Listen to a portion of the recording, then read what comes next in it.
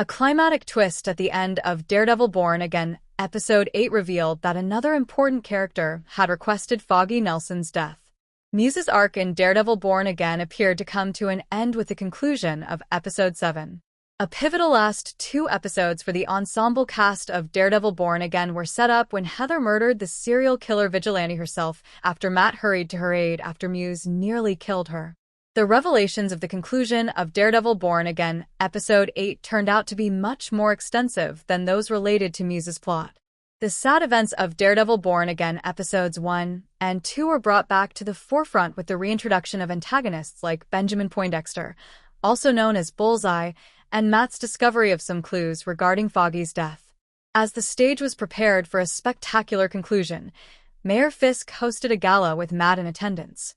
The revelation that Foggy's death was a planned murder at the request of a major Daredevil character rather than the result of a random murder committed by a vengeful maniac served as the catalyst for this. It is revealed in Daredevil Born Again Episode 8 that Vanessa planned Foggy's death in Episode 1. At first, Matt and everyone else thought Bullseye's outburst was the consequence of his uncontrollable mania, and that the villain was retaliating against Matt, Karen, and Foggy for helping to bring him down in Season 3 of Daredevil. However, Matt discovered this was untrue after receiving a tip from Josie, an old friend.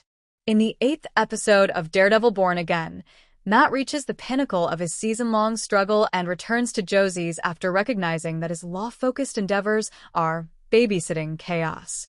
Josie demands that she, Matt, and Cherry have a whole glass of O'Melveny's there. Foggy and Matt made it a custom to drink O'Melveny's whiskey after winning a case, though Matt didn't understand why Foggy was doing it the night he passed away. Foggy was celebrating early over a case for his client, Benny, who was also one of Bullseye's victims that evening, Matt realizes. Foggy would only be celebrating too soon if he was positive that he would win his case, which was connected to Red Hook's threats against Benny over an Easter egg. The Brooklyn port known as Red Hook is closely associated with Fisk's past criminal empire and his projects while serving as mayor of New York. Foggy's client was somehow connected to all of this, as was disclosed in Daredevil Born Again Episode 8, but the accomplished attorney felt certain of victory.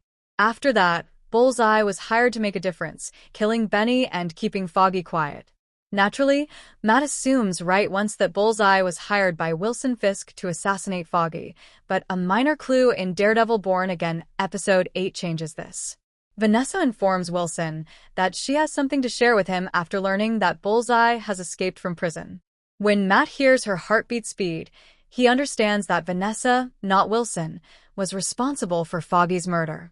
Given that Vanessa oversaw Fisk's illegal activities while he was away prior to Daredevil Born Again Episode 1, this makes perfect sense. Following the revelation, there is a brief exchange of questions between Matt and Vanessa about why she had Foggy killed. However, a raging Bullseye interrupts the exchange. Remember to like, share, and subscribe to my channel for more videos.